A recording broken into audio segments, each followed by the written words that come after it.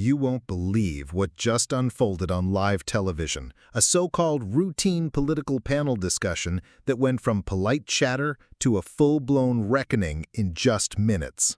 If you thought politics was predictable, tonight proved otherwise.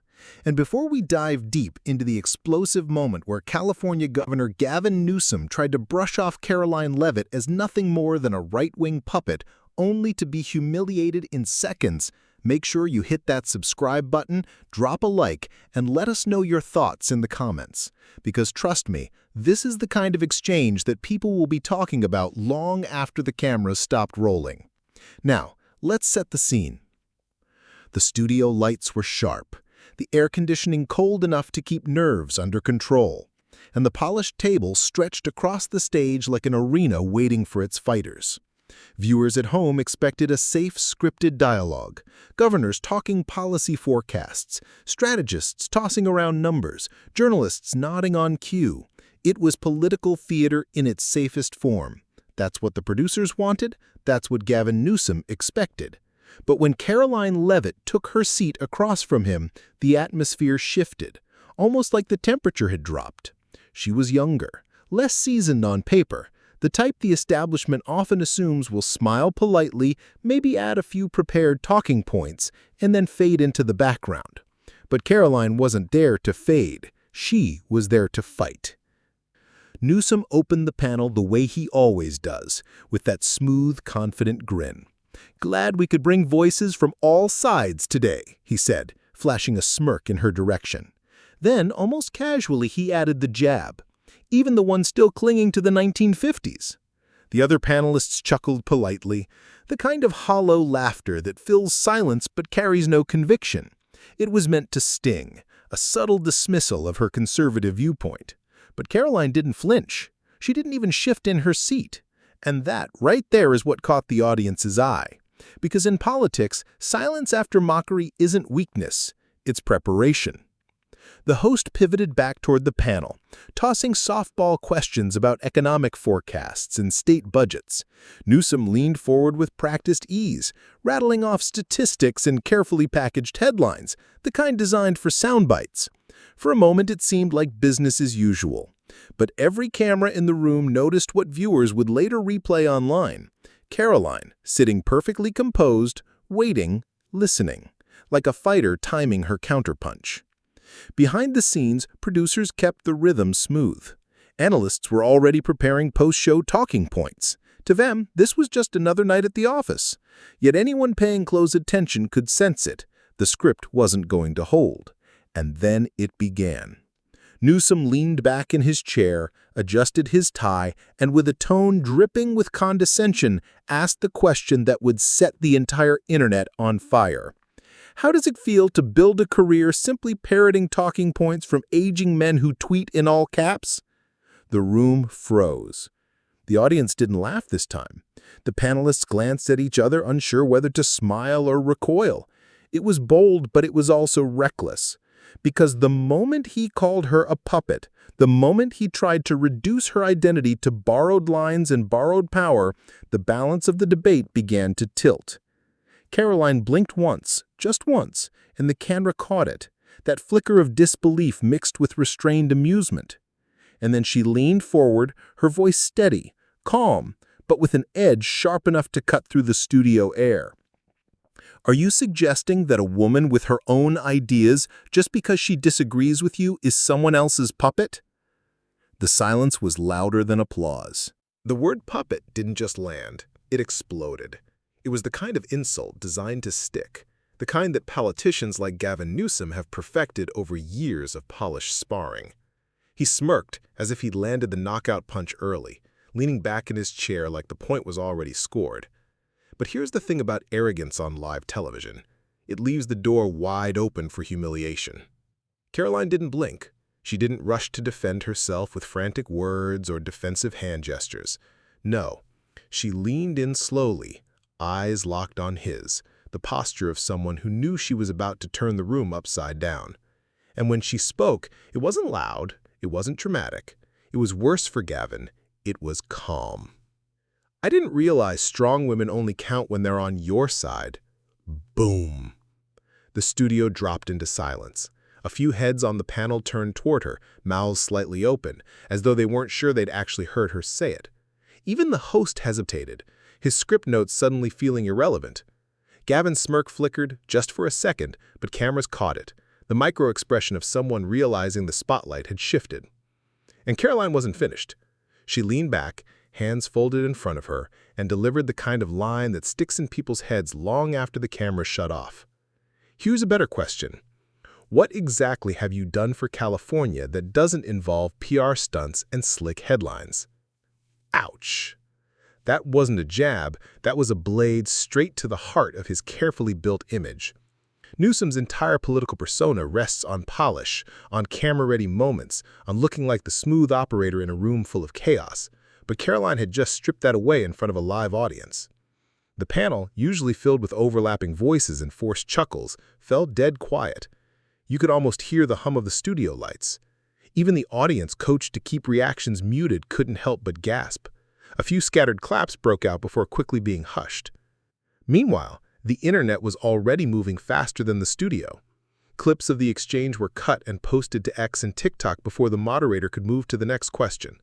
Headlines wrote themselves: Leavitt fires back, Newsom rattled on live TV, the puppet comment that backfired. But the true sting wasn't in the insult, or even the counterpunch. It was in Karoline's composure. She didn't yell, she didn't shake, she didn't look rattled. And that, more than anything, unnerved Gavin. Because politicians know how to spar with anger. It's predictable, it's messy, it's easy to spin. But composure, that's different. That's dangerous. The camera panned to Gavin as he adjusted his tie again, that trademark move meant to buy time. He chuckled lightly, trying to mask the sting, but the damage was already done. In just a handful of sentences, Karoline had flipped the script, from being the underestimated puppet to the one pulling the strings of the entire room. And if you thought that was the climax, you'd be wrong. Because what came next wasn't just a rebuttal, it was the beginning of a takedown that left Gavin searching for footing he never found. So let me ask you, do you think silence and calm composure are more devastating in debates than anger and volume?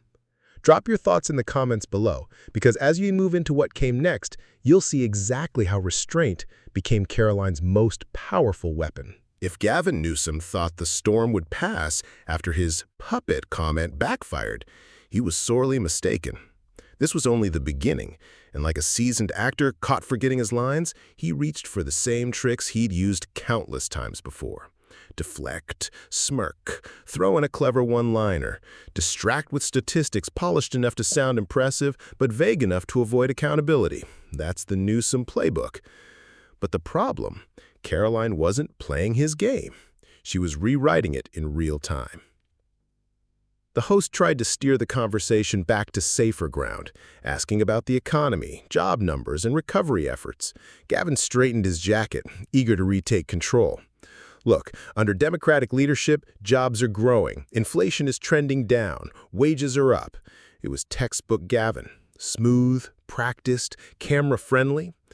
But Karoline didn't even glance at the screen showing graphs and charts.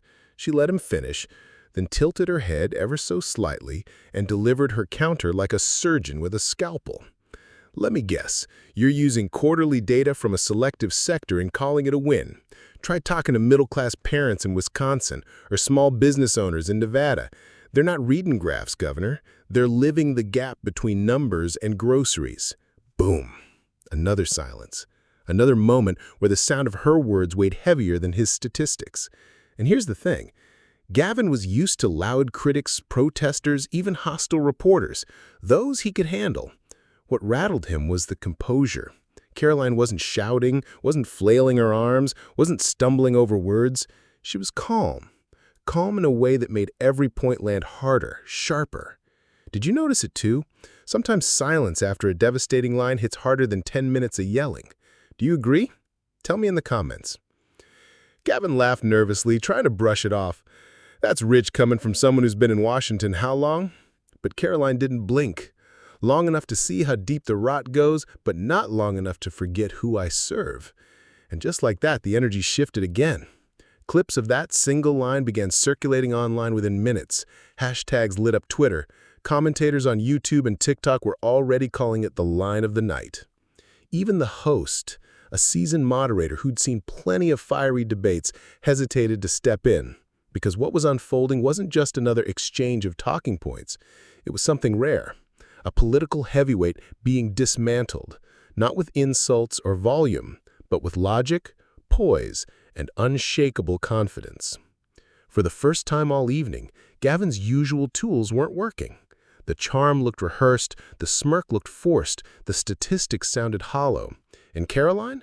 She wasn't just surviving the exchange, she was winning it, line by line, pause by pause. And that's when Gavin realized something dangerous. His playbook had met its match. So let me ask you, do you think seasoned politicians fear confident young challengers more than they admit?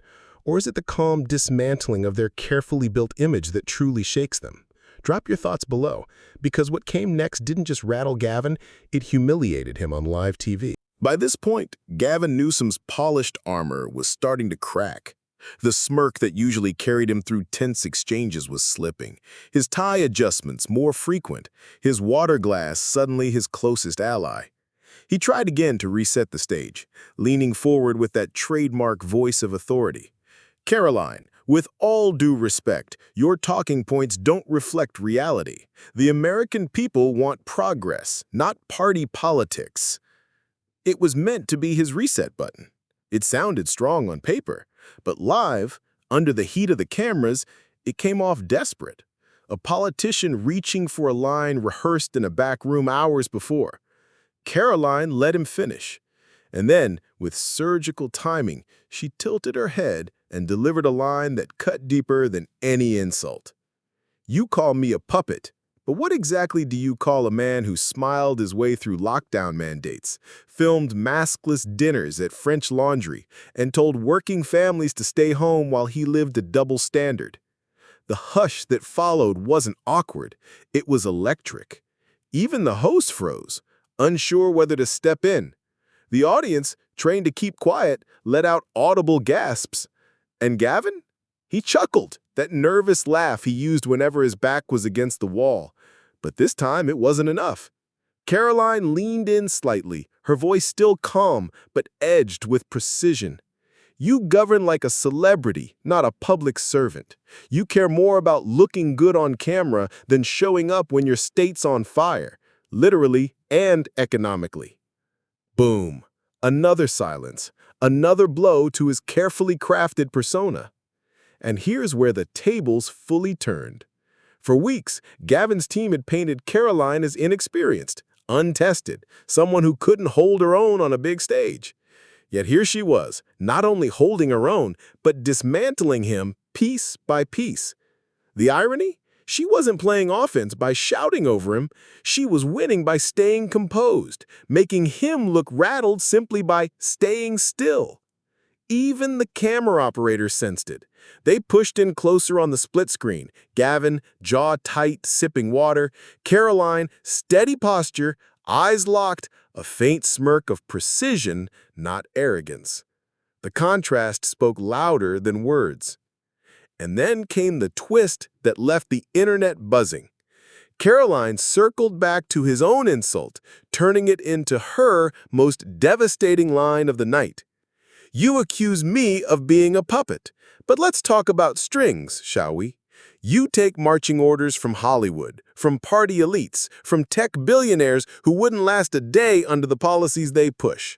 I speak for the families who can't afford their rent because your policies inflated their bills and crushed their businesses.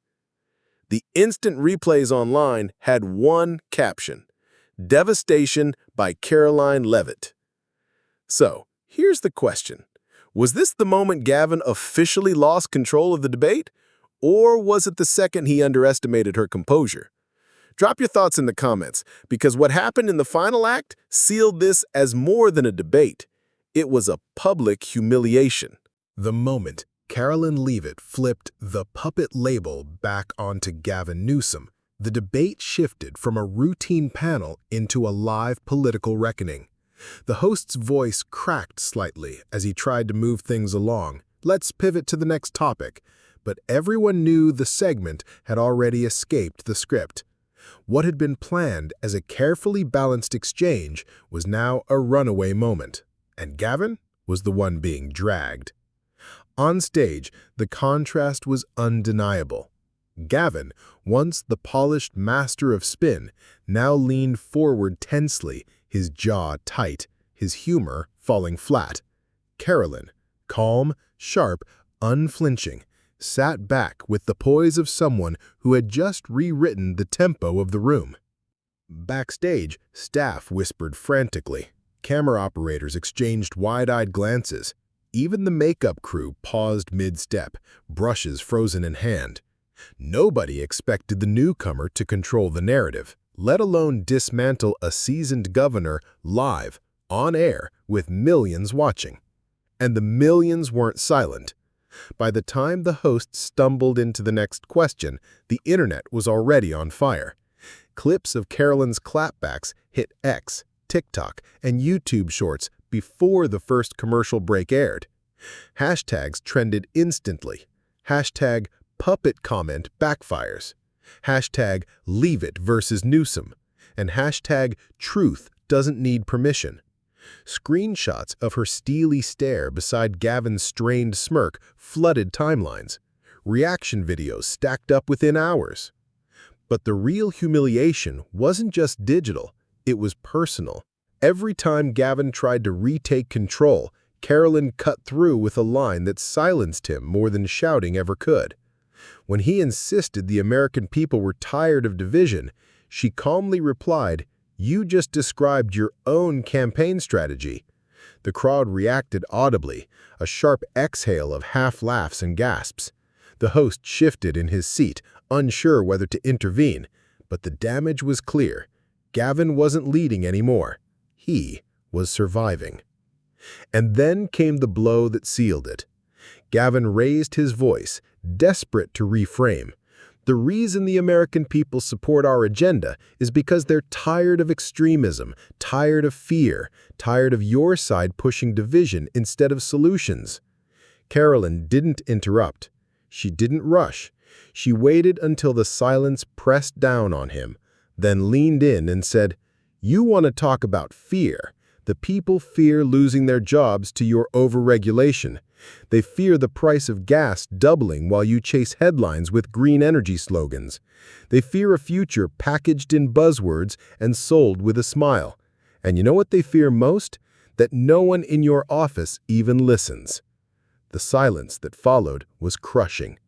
Gavin's eyes darted to the host, silently begging for a pivot. But it was too late. Karoline had dismantled the very foundation of his argument. And the audience? They felt it. Not just the studio audience, but the millions watching across the country. Because this wasn't just about California or party politics. This was about something bigger. A moment where a politician known for control, polish, and image was stripped bare by calm precision.